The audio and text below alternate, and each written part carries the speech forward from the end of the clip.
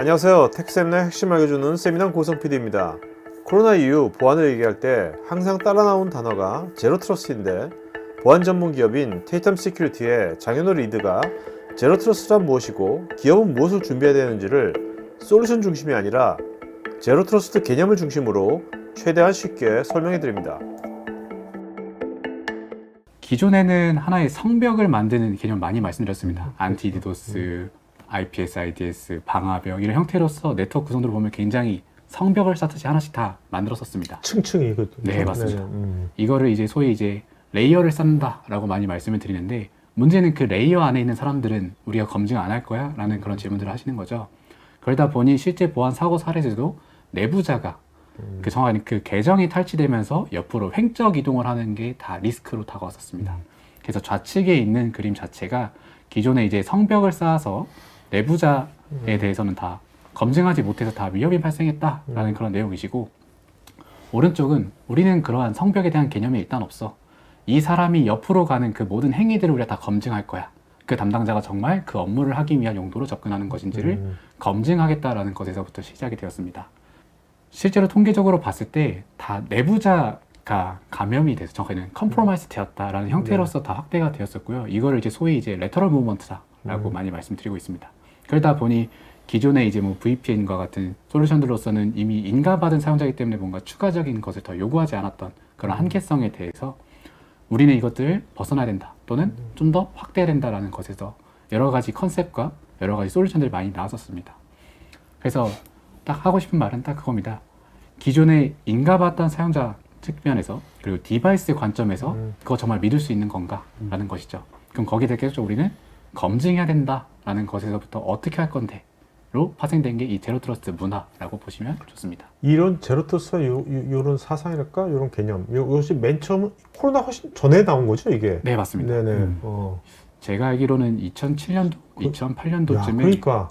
근데 그동안 이게 잠잠하다가 이게 코로나 때 이게 확 된 겁니까? 솔직하게 통계적으로 말씀드리면은 그 클라우드 이전이랑 맞물려 있습니다. 정확하게는 아. 코로나로 인해서 원격 근무, 재택근무라는 게 활발하게 되다 보니까 기존의 VPN과 같은 형태로서 다 운영을 했었었는데, 네네. 거기에 대해서 이제 보안 리스크들이 쭈루룩 발생하게 되고, 그러면은 민간에서 잘하는 것을 어떻게 하고 있는데 라고 찾아보니 이제 구글에서는 비욘드 크롭이라는 하나의 프로젝트가 시작이 되었었고, 사기업에서는 제로 트러스트 관련된 여러 솔루션들이 나오기도 네네. 했었습니다.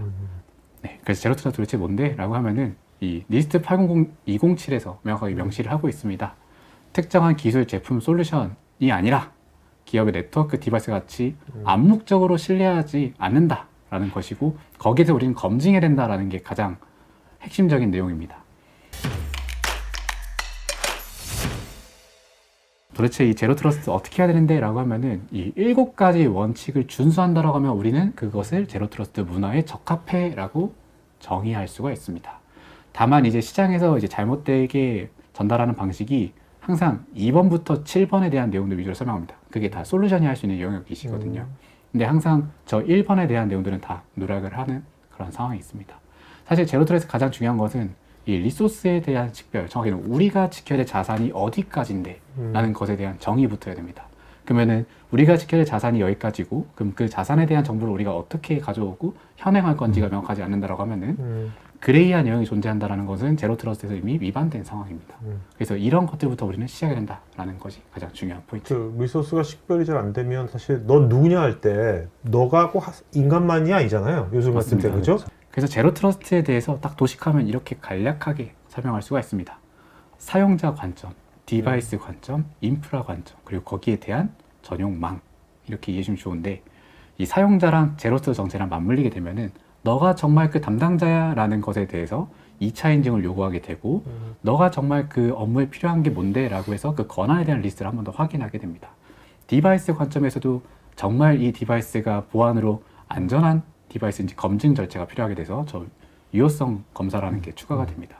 그러면 그 유효성 검사에서 완벽하게 다 된다, 그리고 그 담당자가 맞아 라고 하면은 거기에 정확하게 업무에 필요한 최소한의 권한을 자동으로 할당한다. 이제 소위 이제 동적 할당이라고 많이 말씀드립니다. 그 다음에는 업무에 필요한 자산들이 따로 정의가 되어 있지 않습니까? 그럼 그 자산에 접근할 수 있는 별도의 망이 생긴다. 단 외부에서 그 망을 바라볼 수는 없다. 네네. 라는 것이 가장 큰 차이점이라고 보시면 좋습니다. 앞으로 이제 뭐 요즘 같은 추세로 보면 AI가 기업의 곳곳에 다 이제 인간과 같이 콜라보를 할 거 아닙니까? 네네. 그럼 여기서 사용자 디바이스가 있는데 AI는 디바이스에 속하는 걸까요? 사용자에 속하는 걸까요? 저는 디바이스 관점이 디바이스 관점에서. 결국 물리적인 자산이라는 개념이시니까요. 네. 네. 망을 만든다라고 계속 말씀드렸었는데 이게 어떤 사용자가 어떠한 단말을 기반으로 하는지에 따라서 다 조건을 다르게 만들 수가 있습니다. 예를 들어서 우리가 정하는 회사 내부에 있는 자산이랑 집에서 근무한 자산은 정확하게 위치가 다르지 않습니까? 그렇다면은 업무에 필요한이라고 해도 프로세스를 줄 수가 없게 됩니다. 그러다 보니 재택근무를 하게 된다고 하면은 일반적인 데이터를 다루고 있는 자산에 대해서만 접근을 허용하게 하는 방식으로 정책을 넣을 수 있다는 의미입니다. 그래서 실제 전자금융감독 규정에서 그 단말 3호, 5 이렇게 많이 말씀을 하고 있습니다. 5호에 대해서는 일반적으로 물리적으로 아예 차단되어야 돼. 별도의 뭐 루트룸과 같이 이제 차단된 공간이 있어야 돼. 그런 자산들을 딱 통칭을 하게 되는데요. 그러한 자산과 그다음에 일반 업무를 위한 자산이 나눠져 있으니 거기에 맞춰서 필요한 권한만 할당한다라는 것입니다. 그럼 그거 어떻게 할 건데? 라고 하면은 PAM이나 ICAM을 기반으로 이러한 권한들을 다 관리할 수 있다라는 것이고 그 필요한 서비스에 한해서 전용 망을 선전한다 하면은 이제 GTNA나 아니면 SDP와 같은 솔루션들이 그런 역할을 하게 됩니다. 그래서 딱 핵심은 업무에 필요한 최소한의 권한만 할당하고 업무에 필요한 자산에 한해서만 액세스하게 별도의 망을 깔아드린다라고 보시면 좋습니다. 그 다음은 디바이스에 대한 검사에 대한 흐름이신데요. 이 흐름이 보편화되어 있는 흐름이다라고 보시면 좋습니다. 그래서 그 디바이스에 대한 검사는 OS에 대한 검사, 그리고 위험과 위협에 대해서 이니셜라이즈 하시는 거, 그리고 암호화하는 거, 그리고 승인된 자산에 대해서만 접근 권한 부여하는 거, 그리고 무결성 검증까지 완료가 되면은 그때 권한을 부여한다라는 것입니다. 이러한 절차가 완료가 돼야지만 별도의 그런 망이 생기고요. 그게 아니다라고 하면은 다 차단이 되는 케이스입니다.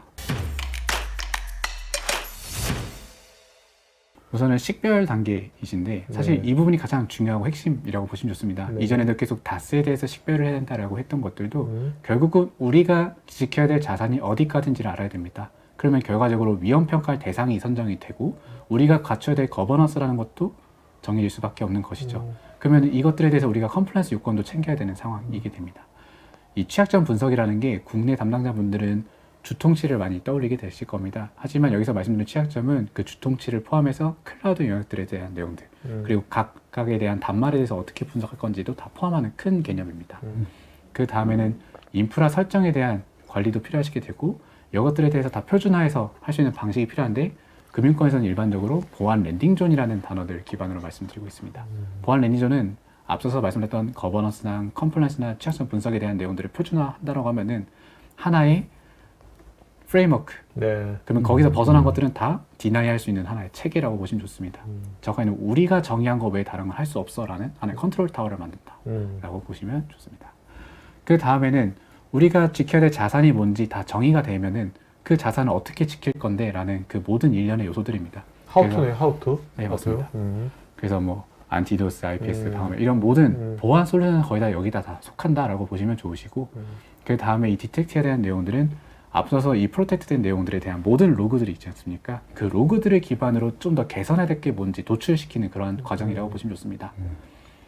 그 다음에는 이러한 리스크들에 대해서 우리가 좀 더 빠르게 대응하기 위한 여러 가지 절차적인 요소들 또는 자동화할 수 있는 요소들을 더 확대해야 되는데 거기에 필요한 요소들이 다음과 같은 내용들이라고 보시면 좋고 여기에 대한 내용들을 회고라고 보시면 좋습니다. 어떻게 더 개선할 건데 그러면 이 사이클이 계속 돌게 될 수밖에 없게 됩니다. 네, 그래서 이 관리 체계로서 필요한 요소를 다 디파인 되시면은 그 다음 단계에서 우리가 뭘 할 건지 개선할 게 뭘 건지 어떻게 보면 하나의 표준 체계가 계속 점진적으로 확대할 수밖에 없는 그런 구조로 나갈 수밖에 없게 됩니다. 그래서 그 이런 사이클이 이제 디지털 경제가 되면 네. 아주 필수가 될 것 같아요, 이런 게. 그죠? 맞습니다. 이런 게 없는 디지털 경제는 있을 수가 없을 것 같기도 해요. 맞습니다. 저는 개인적으로 이 리스트 CSF에 대한 관리 체계가 국내에서 요구하고 있는 ISMS에 대한 관리 체계랑 어떻게 보면 같은 영역도 있으시거든요. 그래서 ISMSP에 대한 내용, 정확히 그 가이드한 내용들이 이런 부분들까지 같이 고려해서 좀 더 표준화할 수 있는 방식으로 확대되면 좋겠다는 그런 바람들을 많이 말씀을 드리고 있습니다. 제로트러스의 중요성을 인식한 기업들은 제일 먼저 현재 기업 보안의 as is를 제로트러스 기준으로 파악하고 싶어 하는데 문제는 아직까지 제로트러스트 성숙도에 대한 기준이 없다는 것입니다. 이에 투이 컨설팅이 현재 한국 실정에 맞는 제로트러스트 성숙도 모델을 만들고 있고 2024년 1월부터 이 모델을 갖고 기업에 직접 실증 사업을 추진할 예정이라고 합니다.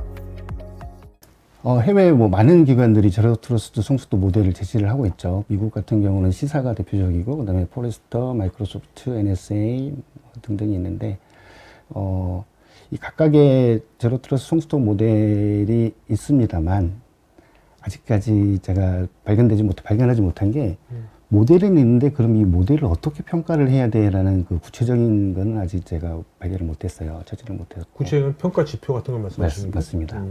그래서 저희가 생각하기에는 국내 기업 환경 업무별 특성에 맞는 성숙도 평가 모델이 개발이 필요하다고 생각이 되었고, 저희가 만들고 있는 저희 성숙도 평가는 일단 다양한 해외 성숙도 평가 모델하고 이번에 발표된 가이드라인 1.0 등 다양한 성숙 수준 측정, 목표 설정, 과제 추진 구조, 프랙틱스를 참조해서 저희가 지금 모델 1.0을 개발 중에 있고요. 저희 성숙 수준은 총 5단계, 준비, 도입, 확산, 성숙, 최적화 5단계 레벨로 수준을 정의하였고, 각 영역별 수준 판정 결과에 따라서 넥스트 베스트 액션, 그 다음 수준으로 도달하기 위한 행동은 뭐야? 라는 게 저 6가지 그 핵심 요소별로 제시를 하고 있고요. 이 성숙도 수준은 이렇게 정의가 됐고, 이거를 평가하기 위해서 각 영역별로 측정하기 위한 체크리스트를 지금 작업 중에 있습니다. 저희가 성숙 모델의 핵심 요소를 총 6가지로 정의를 했는데, 이 부분은 과기정동부 가이드라인 1.0을 준수해서 했고요. 총 6개 영역에 대해서 성숙도 측정을 할 거고, 그리고 핵심 요소, 핵심 기능 분류로는 그러니까 시사 2.0하고 제로트러스트 가이드라인 1.0을 참조해서 총 44개의 기능 분류를 했습니다.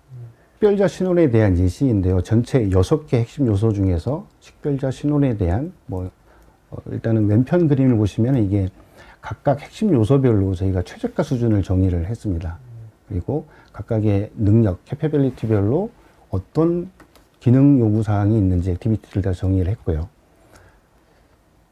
이거는 지금 그 왼쪽에 있는 저 최저가 수준 저거는 그 아까 과기정통부 가이드라인 겁니까? 아니면 투이 컨설팅하고 있는 아까 가이드라인 시사 것 다 기준으로 해서 참조를 해서 저희가 지금 만든 네네. 거거든요. 오케이. 저희가 만들어 본 그림입니다.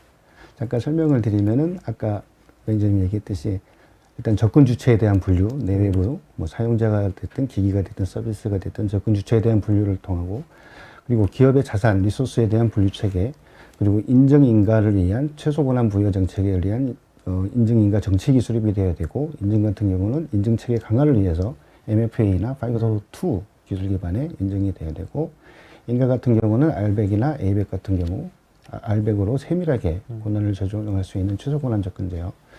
그리고 시스템 같은 경우는 클라우드하고 온프리미스를 통합 관리할 수 있는 ID 관리 시스템이 필요하고, 그리고 각각의 시스템은 모두 SS로 구현이 되고, 이 가시성, 실시간 분석, 위험 평가, 거버넌스는 거의 공통적인 요소로 캐퍼빌리티, 핵심 요소별로 다 같이 돌아갈 건데, 일단 중앙 집중화, 그러면 실시간 모니터링, 실시간 상황 인지, 분석 같은 경우는 실시간 분석을 통한 위험 평가를 동적으로 자동화해서 적용하는 단계가 최적화 단계로 보고 있습니다. 이게 이제 표준, 그러니까 성숙 수준을 정의를 할 수 있는 거고요. 이렇게 성숙 수준 정의는 최적화 단계를 기준으로 해서 각각의 성숙 단계, 확산 단계, 도입 단계, 준비 단계를 각각의 핵심 요소별로 만들어 갈 거고, 이게 그러니까 성숙 수준이 정의가 됐다 그러면 이걸 어떻게 평가할 거냐는 각각의 세부 기능별로, 세부 기능이 총 138개 정도가 나오더라고요. 각 6개 영역에 대해서. 이 138개에 대한 기능별 성숙도 측정을 위한 체크리스트를 저희가 제시를 해드릴 겁니다. 그러면 그걸 기반으로 해서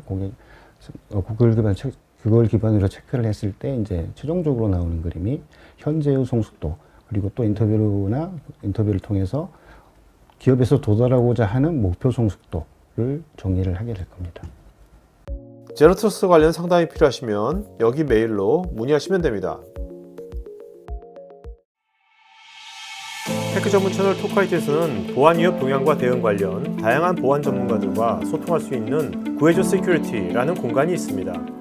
구글에서 한글로 토크아이티 치시거나 우측 상단에 링크를 클릭하시면 됩니다. 여러분의 좋아요와 구독은 컨텐츠 제작에 큰 힘이 됩니다.